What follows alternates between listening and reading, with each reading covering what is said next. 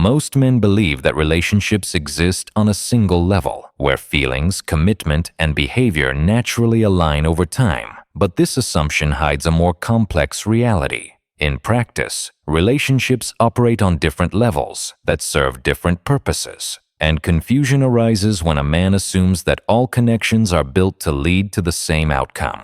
The first level is situational and transactional, where attraction exists but is shallow and unstable, shaped largely by circumstances, convenience, and immediate emotional stimulation. The second level introduces attachment and routine, where emotional familiarity develops and expectations begin to form, but true stability is still fragile. The third level is structural, where roles, long-term direction, and shared systems support sustained connection. Most men are never taught to recognize these distinctions. They assume that emotional intensity automatically indicates depth, and that time alone will transform any relationship into something stable. This misunderstanding leads men to overinvest at the wrong level, treating temporary attraction as if it were long-term potential. When the relationship fails to evolve as expected, they feel deceived or unlucky, unaware that they misread the nature of the connection from the start. Each level requires a different approach, a different mindset, and a different kind of presence from the man. Problems emerge when he behaves as if he is operating at the highest level, while the relationship itself remains grounded at a lower one. Without understanding these layers, men repeatedly enter relationships with mismatched expectations, mistaking emotional signals for structural commitment and confusing intensity with durability. This lack of awareness sets the stage for disappointment long before any obvious conflict appears. The first level of relationships is driven almost entirely by situation and impulse, yet many men mistake it for something deeper because it often feels intense. Attraction at this level is fueled by novelty, proximity, shared moments, and emotional stimulation rather than long-term compatibility or structure. The connection may feel exciting, effortless, and emotionally charged, but it lacks stability because it depends heavily on external conditions. When circumstances change, the bond weakens quickly. Men often misinterpret this intensity as proof of potential, believing that strong feelings indicate the beginning of something serious. As a result, they invest emotionally, offer commitment, and adjust their behavior as if the relationship is already moving toward permanence.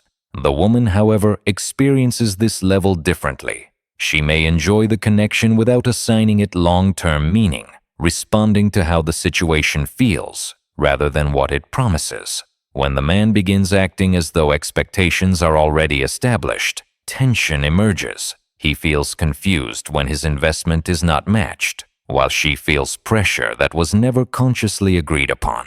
The relationship begins to destabilize not because either side is acting dishonestly, but because they are operating on different levels without realizing it. The man assumes progression, while the woman remains present-focused. This mismatch creates disappointment that feels personal, but is actually structural. Without recognizing that this level is inherently temporary unless deliberately transformed, men repeatedly overcommit to relationships that were never designed to support long-term stability in the first place. The second level of relationships is where attachment begins to form, and this is where many men become deeply confused because the connection feels more stable than the first level, yet remains fundamentally fragile. At this stage, routines develop, emotional familiarity increases, and both people begin to occupy consistent roles in each other's lives. Time is spent together more predictably, expectations quietly emerge, and the relationship starts to feel real rather than situational. For many men, this is where hope solidifies. They believe the relationship has crossed an invisible threshold and is now naturally moving toward long-term stability.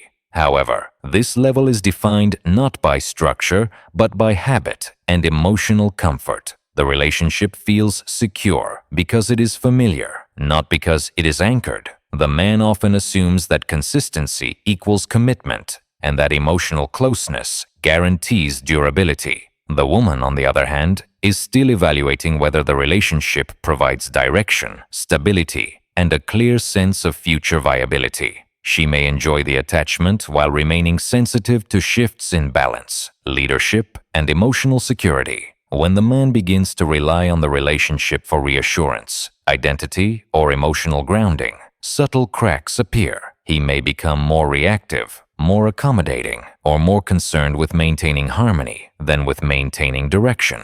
What once felt relaxed begins to feel emotionally heavy.